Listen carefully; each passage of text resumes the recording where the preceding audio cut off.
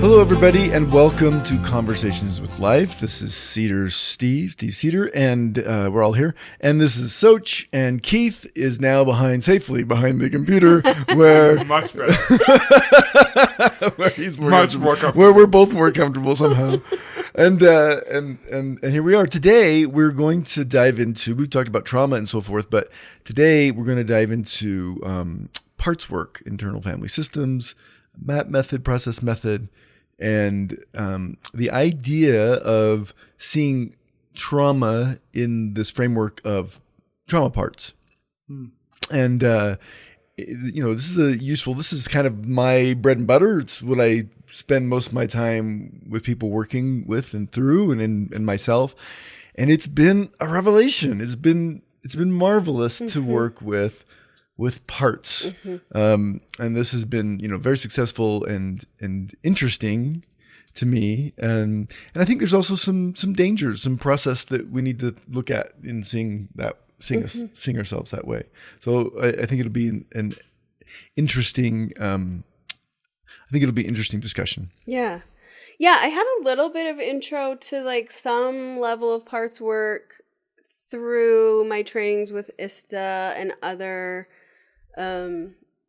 places where there was a concept of like an inner child or having conversations with, for instance, in ISTA, they have you have a conversation with your mind and your heart and your sex and to like have all of those come into council and make a decision from more than one perspective.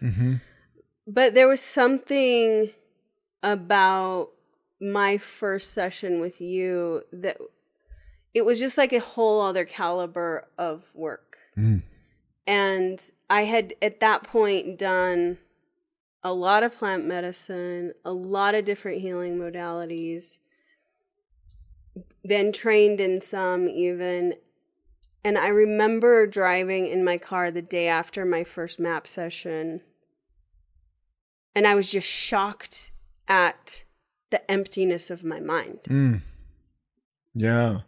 That the part that we had worked with, it was judgment. That was the theme kind of the session.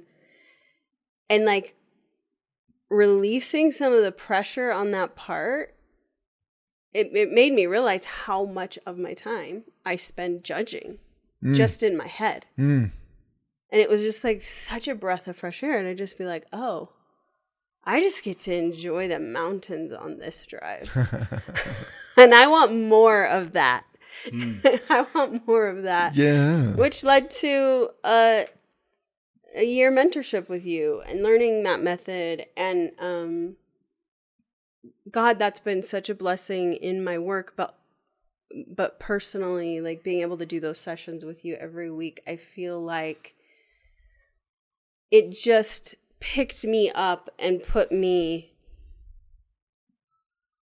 in just such a higher level of consciousness and clarity and freedom than I think I could have gotten any other way.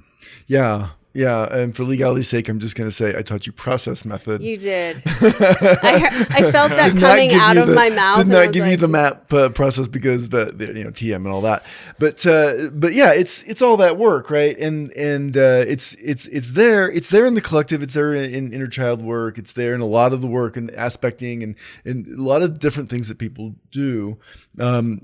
Process method particularly is very direct with parts, and IFS is more the relational way to work with these parts. But the number one feeling that people get after that first session is peace. Yeah. Calm. I mean, I can feel it in people's bodies sometimes when I'm working with them. I do those first couple of commands and something in them goes, oh, because somebody's paying attention to this. And I think it's helpful to go through just a few of the assumptions of parts work. Yeah. Ironically, just like Jungian individuation, the background of it is that we are whole. Like there's a wholeness involved. Like the assumption is that you're you and you're doing you and you're a whole. You're not broken. Like you just feel broken. And ironically, the only way you can feel broken is to sense your wholeness. Otherwise, you wouldn't feel it. You would just go through and just be like, well, I'm like this way and these things happen, right? And you wouldn't be like, I got You angry. wouldn't know anything was wrong if you Right. Yeah, You or- wouldn't know you're in the dark unless you turn the light on. Yeah, so the light is there. And, it's similar to the Jungian thing where the shadow is cast by the light. The larger the light, the larger the shadow, and that's it's an interesting game. When we have and everybody does a bright light down deep inside them, the distortions or the projections of that light happen into shadow or happen into what I call distortion. And that's kind of my way of thinking about it. That's not the term that other people use, but as like any modality, I get into this. I use my own language. So if you're familiar with IFS or with process method, some of the things I say about this or we say about this will be our own thing. It kind of becomes your own game, and you work it as you see it. After a time. Where it becomes more intuitive and you're not really running by anybody else's model, other than as a guide. So it's really interesting. So wholeness is one of the major parts of this. Jung doesn't say we should individuate so we can be separate from everybody else and be our own special self, and fuck everybody else, which I've heard said, which I think is hilarious. Individuation is the process of becoming part of the collective in a peaceful way. Yeah. Like we're doing this big thing called humanity. We're our own freaky expression of that, in a way. Every personality is a distortion of consciousness. Your masculinity, your femininity, for instance, the anima animus, is a distortion of consciousness. And thank gods that we all are these individual, freaky, interesting humans that hold the whole at the same time. That's the game I think that consciousness is playing. As we say, consciousness is constantly leaving itself to find itself. And we create parts so that those parts can signify, they're a little tab on consciousness. Every time we leave wholeness, we get a pin, Switch would say. We get a little tab, and it's like, this is where you left. So, the one I like to use is like, the two-year-old wants a cookie. It's like, Mom, I want a cookie. And mom says, Mom's having a bad day. And she puts a little bit more emotion in her voice than she wants. And she goes like, no. And the kid's like, whoa. The kid's universe has just been disrupted. He likes cookies. He loves his mom. His mom loves him. He knows it. But she won't give him a cookie. Yeah. God, he's that little soul it's just been rended. Ego death. It's an ego death. Poor little guy. And so he screams and cries because he has no idea what's happening. He's like, wait a minute. Cookies are my right. I like them because when you're two, that's all you can think. And then that becomes a little piece. Someone said no. So he's 8 and he asks for something. Maybe it's a bike, and his mom and dad can't afford it at the time. And they say, "Oh, we want you to have a bike, but no." Maybe, dad's had a bad day. He's been at work and money's not quite working out. And maybe there's a little more energy in it than he meant there to be. And he says no. And the kid feels it. Why are you always asking for stuff? Yes, you know shit. You're so ungrateful. You got fed today. You still have your tricycle. I know, right? And you have that old bike. And the kid's like... Like way too big for his knees. But all of a sudden, that 2-year-old part is there because what's happened is when he was 2 and he was overwhelmed, literally, it's like we will keep our ego self. It was meant to hold us together, right? That's what identity does. It's the gift of identity is it holds us together in a way. It's like we get to cling on to something because being part of the whole is just too overwhelming. And so, that 2-year-old part kind of got created and almost as like his main personality almost left the room for a bit. And here's this, he has to deal with it. I can't deal with reality. Mom doesn't really love me, whatever is going on. And then when that was over and he calms down and regulates, it's almost like that part gets dissociated. So it's like, our psyches can create a clone of us to handle overwhelming situations. Yeah. But when the, nervous system gets regulated, that clone still exists, but it gets put into the subconscious. Yeah. Because it's how we dealt with It's how we survived the It's how we dealt with the experience. overwhelm. And also, like I said, from a consciousness perspective, it's consciousness putting a little tab in things and saying, we're supposed to get distorted, right? Trauma is supposed to happen. If we came here and it was all fine, it's a very boring story. Nobody wants to read that story. Right. The story involves distortion of wholeness. Otherwise, we wouldn't be playing this game. If the game is too easy, you don't want to play it. It's like, oh, okay, cool. I scored a zillion. Yeah, look how cool I am. Yeah. I mean, you've got to die 1,000 times to enjoy a game, right? To make it really interesting. And so this process is sacred, I think. This where we make parts. This isn't a problem. So even that's the next assumption that I was going to talk about is trauma is not a problem. Trauma is the key and the gift. And, I can say that about myself and my own little traumas and my own big traumas. And I can say that, but when you say that to somebody who's survived a rape or a difficult experience where it was a really big distortion, is a really big leaving, they got ripped out of their wholeness in some way that's unfathomable. That's hard. But I tell you, when someone does that work, and they meet themselves there, and they're on the recovery side, it's a gift to humanity. And someone sees that, and maybe they struggle with their whole life. Maybe they never quite figured out, because that complex PTSD is a bitch. Mm-hmm. But their work with that can be, and if we did this better, and if we saw people more whole, and we realized what a gift this can be to us, rather than people being problems to be solved, they're transmissions of this process of consciousness leaving itself to find itself. Yeah, and I think there's also kind of a fractal or microcosm of the human collective in our own parts work process. So we can start to realize that each of us is an aperture, I think is the word that Alan Watts uses, of divinity. And that we also have, our own little internal family or constellation or, however you want to mythologize that we have these other perspectives.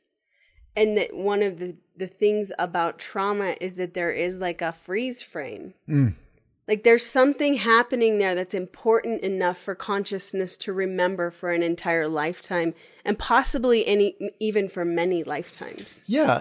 And where it hits us, where we get overwhelmed is right in our genius, because it's where we're most sensitive and gifted that we get hurt. So, if I am really... If I have a gift for, let's say, interpersonal process, and I can just feel people, and I can help things go well, I can have great conversations, whatever. Someone that is going to come around at some point in your life and show you how bad you are, and they're going to use that very thing that you have to try to put you down, to try to make you less. Right? Little boys on the playground, they're all, I'm powerful. And the kid who's good at interpersonal relationships isn't valued on the soccer field until they realize maybe this kid's holding the team together, but that might look like he cries after they lose or something, it might look like, and then someone says, oh, look at you, you sissy, you stupid, whatever your gift and genius is, the world, you'll find people, your soul will find people to come and poke you right in that eye, and it'll hurt. So one of the things is that our genius, the cave we fear to enter, holds the treasure we seek. And that's the beauty of it, is the beauty of trauma work is I'm not just like helping people survive or getting by, whatever. I feel like I'm helping them find their real selves. And it's right where they don't want to look all the time. Yeah. It's right in that place that is the cave they fear to enter. I think it's notable that traditional therapy does a tremendous amount of work for people. And a lot of the focus there is how do we help people function in this world? Yeah. And that there's a difference when you start healing trauma, that sometimes you function less better, at least for a while. Yeah. Function less better. Name of the episode.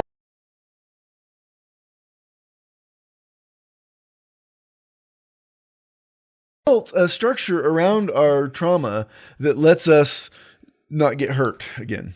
Yeah. And often going into those places does create some disturbance. I mean, I did some trauma work over the weekend in the container I was holding that I felt like I stirred the pot. You know, something in me is a little agitated, I think, because I hit something. You know, there's taters where I was digging. And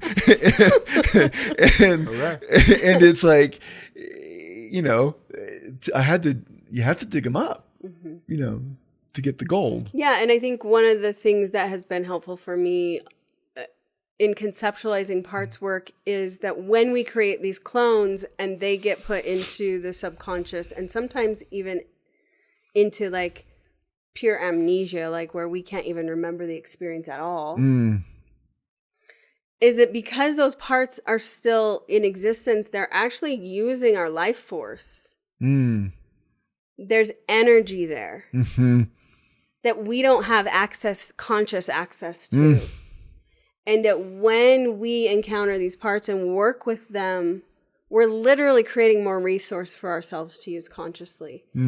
One example of, you know, a trauma part would be if something happens to you that's overwhelming.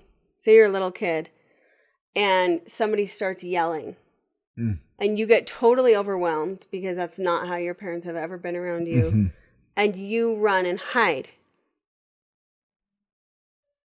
And then you come back an hour later and there's no threat. For the rest of your life, that's like a successful tool. Yeah. That your system's going to draw on any time you feel overwhelmed.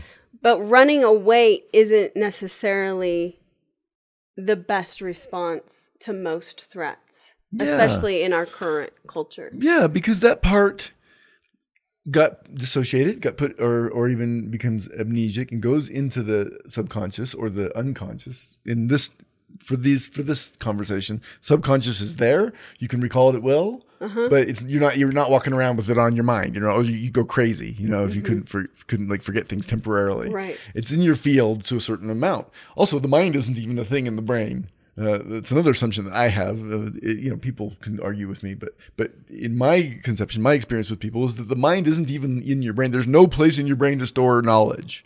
There is no container. There's no hard drive in the brain. That time isn't the thing, and literally everything is happening now, and you're just in a field of energy.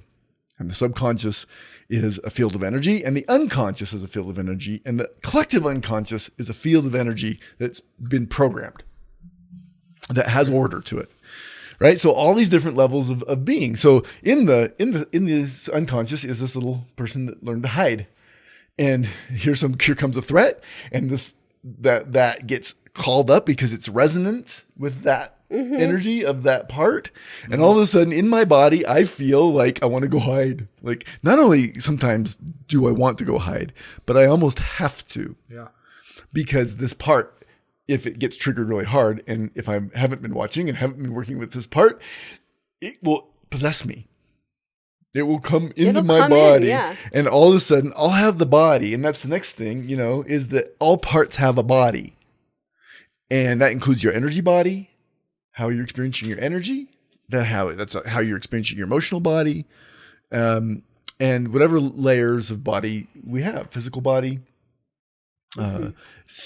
chemical firings, whatever, will be called in, and all of a sudden that, to whatever degree it can, will be felt by you in your body. So trauma is felt. Yeah, and like that hiding part is so powerful because according to the, you know, programmed field, it was highly successful because you didn't die. Yeah. So it thinks that that was like a good plan. Yeah. Because you didn't die. And so then the next time it's like calling all parts who have ever dealt with this kind of situation, and they all come flooding in. Yeah. Well, what do you do Yeah. when you have a situation that calls into parts that have conflicting strategies? Yeah. I think we've all been there. Where like it almost feels like you want to short circuit because one part of you is saying do this and the other part of you is saying get the fuck out of here. Yeah. Fight and flight at the same Yeah, time. yeah. Yeah, so, those bodies that come in have a signature, and this is why we get disease from trauma. So, according to Gabor-Mate, most disease is caused by trauma. And what I think, this has never been taught to me anywhere, but what I think is those bodies have a signature. So, for instance, if I come in, I'm super, and it says tense up, right? Well, my stomach is going to go, ugh, when I feel that particular trauma. Another person could have the same trauma, and they're going to have a different experience because they have a different field of energy that's programmed in. But my stomach's going, well, if I get that trauma enough, that can become stomach cancer, right? That can become a dysfunction of that area of the body because that part is getting triggered so much. And it always has that same kind of signature, that has that same kind of dysfunction. When you work with trauma, your body gets easier. That's that calm, right? When you work with trauma, your body goes, oh, okay, I can relax, right?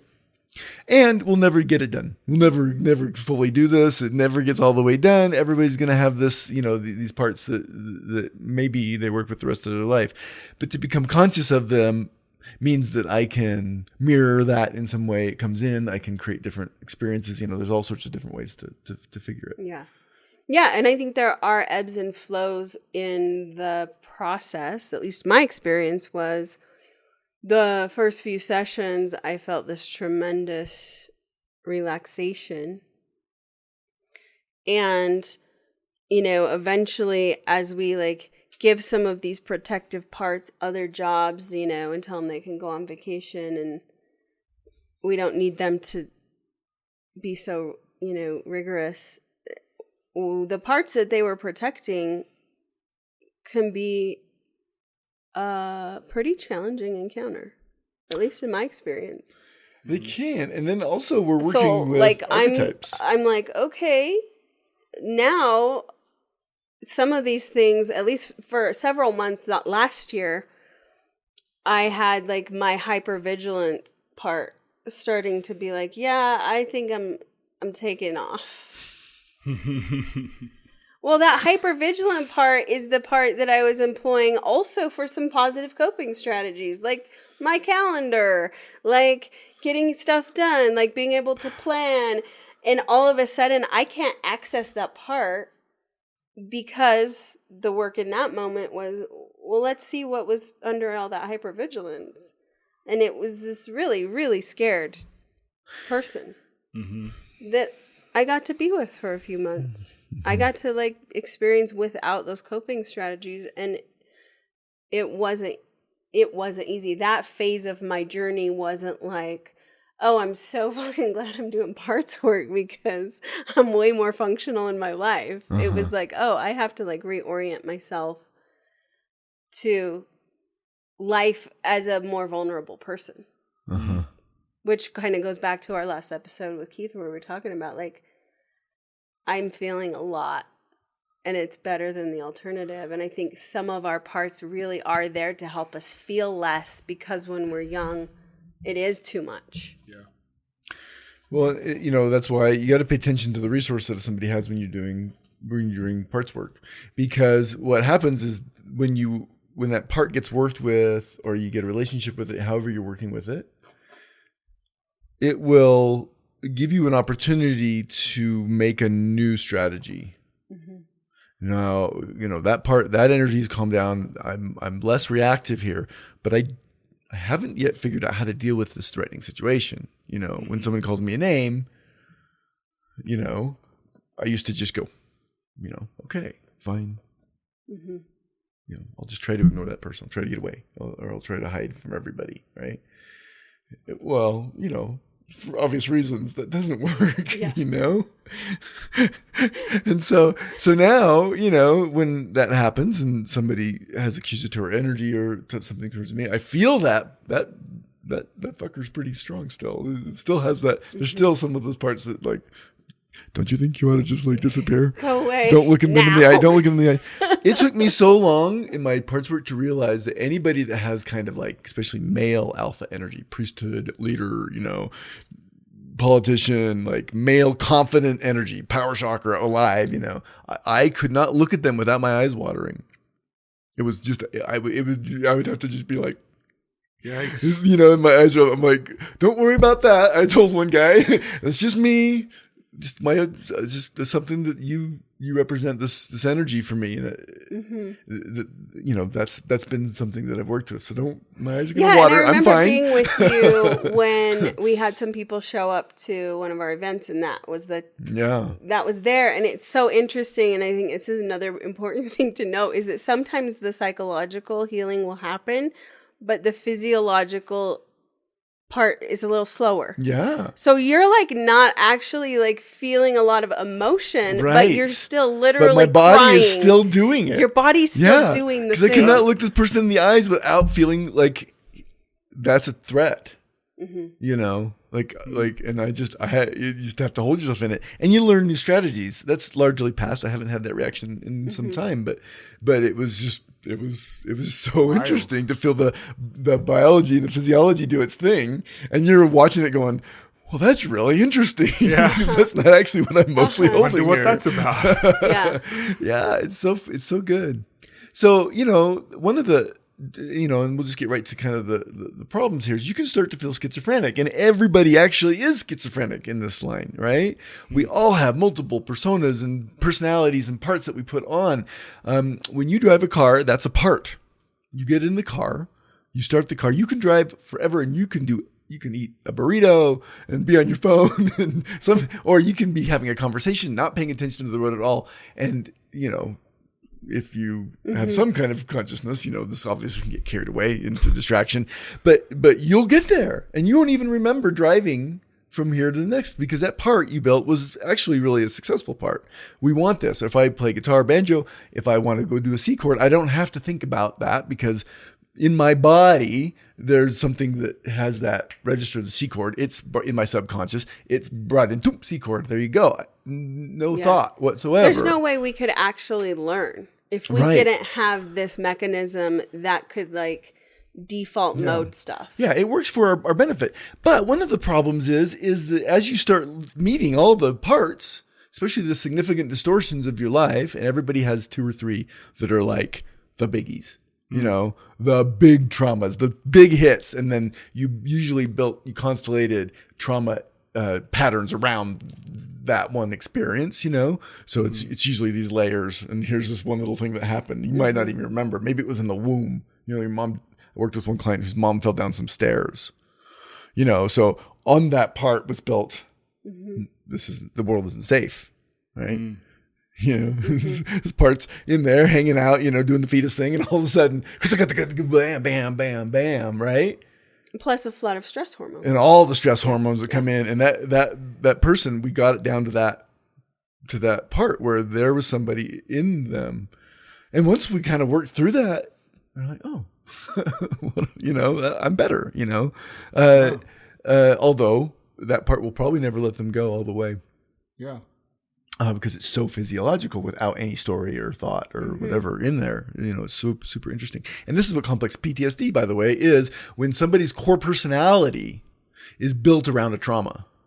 The trauma part was put in there. So the system, there's when the more core you get, it doesn't at some point want to do that. It shouldn't. And with somebody with complex PD, the trauma was so big, like a soldier is out there.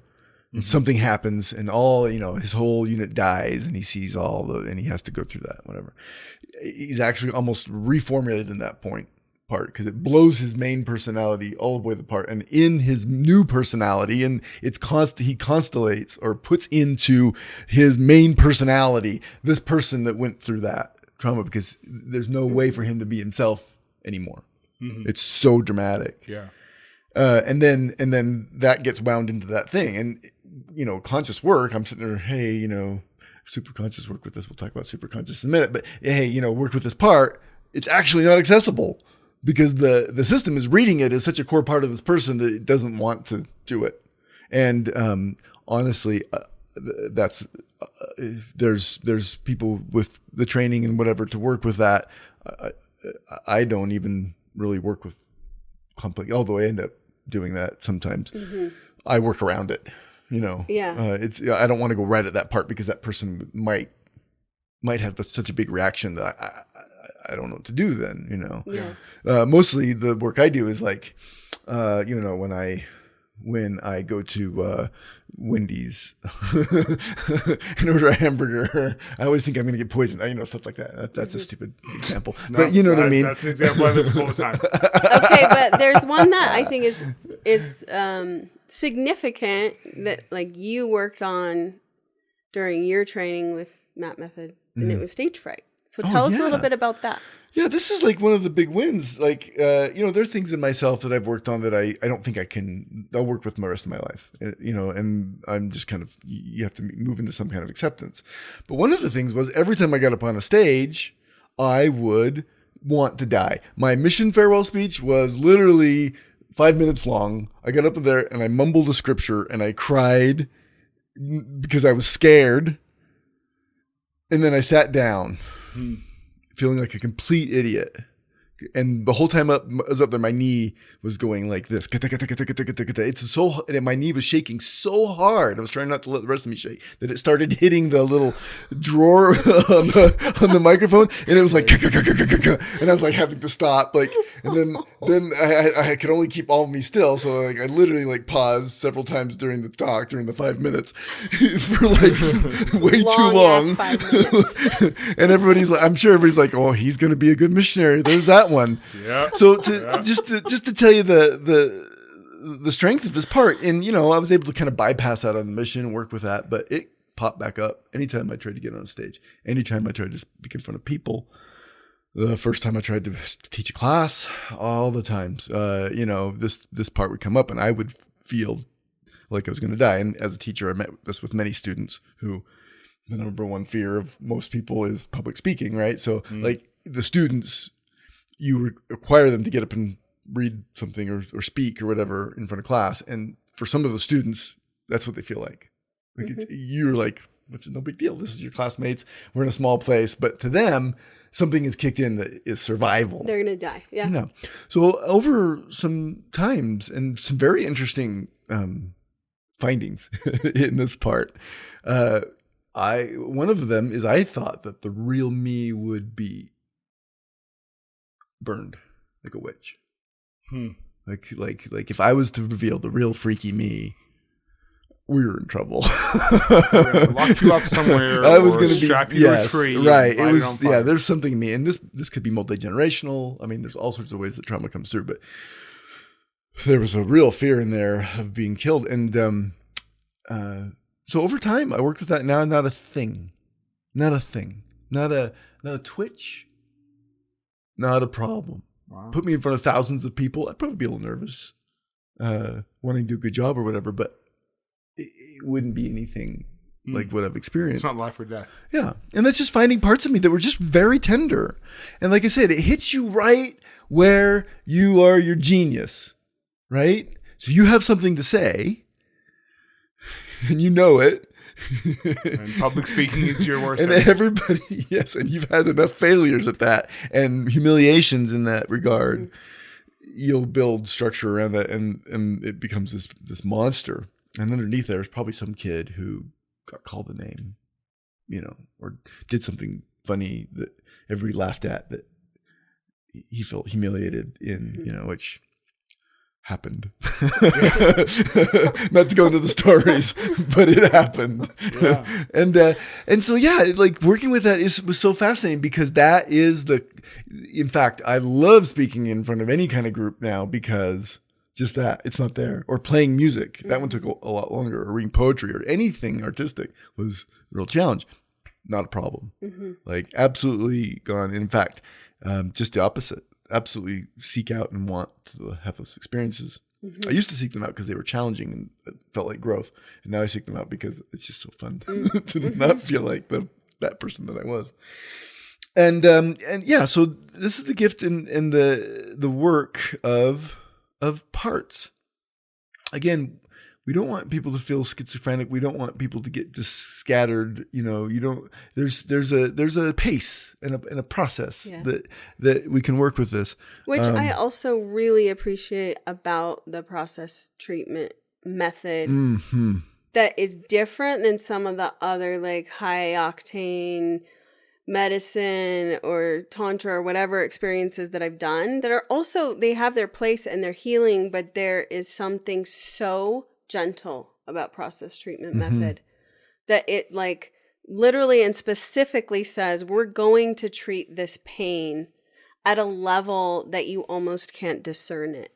Yeah. And I have appreciated that so deeply. Yeah. Because we are dealing with our most tender Yeah, and places. I like Levine's structure where he talks about renegotiation versus re-traumatization. Because sometimes when you're at a big container and there's a sexual healing or some big expressive container, it's emotive, or you can release. You'll find one of these parts and it will release and it'll start to wail or it'll get giddy or it'll it'll come out and then it's too much. And you actually, because of that amount of the expression, you re-traumatize that part, and it goes even deeper. It hides even more. But renegotiation is I meet that part. I don't push it. Yeah, I sit with it, and then we see what we can do. Yeah, it's like you're almost showing it that you are a resourced adult now that can help it mature instead of. A lot of our trauma just comes from being forced to take on more responsibility or a bigger experience than we were ready for. Yes. And so showing the part like, hey, this is a place where you have the resource to actually move through this growth experience instead of like getting stuck in it. And my experience in some of these, big energy containers is that I experienced re-traumatization because there wasn't somebody there that was like, hey, we're going to recreate a junior high dance scene, only you're all adults and everything's on the table. Yeah, right. And you're like, and I'm sitting in the middle of this room and all of a sudden I'm in 7th grade again. And they didn't tell me that was going to happen. Right? And I was just like, what am I supposed to do here? Yeah. And in trauma work that isn't, and in work, spiritual work that isn't trauma informed happens all the time. And guess what? No one asked me to dance. Right? And so I had the opportunity to be re-traumatized. Yeah.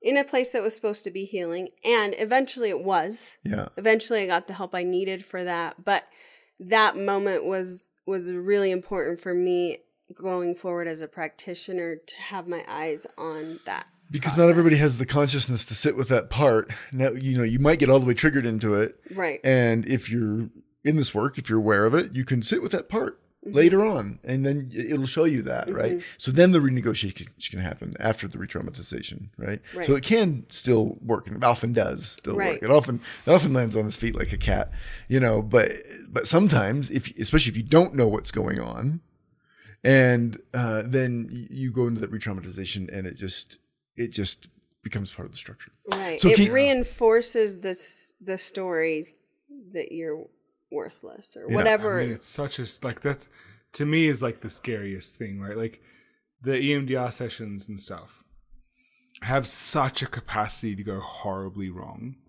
because you're deliberately revisiting some of the most traumatic experiences you've ever had in your life. And you need a really solid guide who can help you step through the the reframing.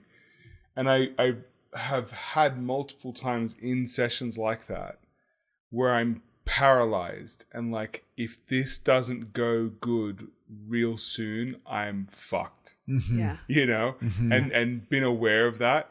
And thankfully, I've had really great guides who've been able to like, help me get through there. But it's just like, to me, you talk about the schizophrenia thing, and I've not done parts work myself, but I've heard people talk about their experience, and you listen to them and they sound like they're insane sometimes. Oh, I was talking to this part of myself, and I've called her this, and she's like this, and this is how she thinks. And I was faced with this situation. And then she did, like, they'll just start talking about the extra part, like multiple parts. Like there's a conversation going on in the brain. And they're like, yeah, she wanted to do this, but then this one wanted to do this, and he wanted to do that, but they wanted to do this. And I'm like, what in the fuck is going on in your brain right now? And I'm like, are you okay, or are you making things worse for yourself? Like, it's like, to me, it's scary. So I'm like, how do you juggle between we are navigating a part, we're having a conversation with a piece of ourselves, versus we are activating a small circus within our mind? One is to hold for the practitioner, or for the person who's doing the work with themselves, is to hold and to feel your wholeness. So go sit with a tree, tree never forgets who it is. Find in you someplace that is that conscious holding place, and work with it at the same time you're holding some of that.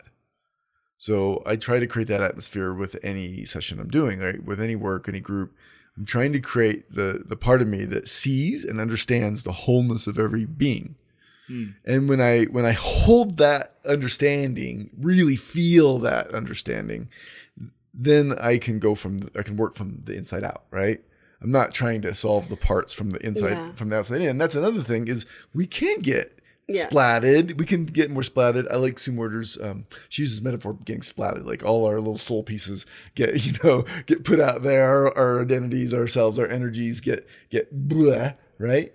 And trauma work in general can get, and I've had times where I haven't done this perfectly with people, and it can feel like it gets more splatted, and not in a creative destruction sort of way. Like, oh my gosh, I just caused more problem than I was trying to solve the problem.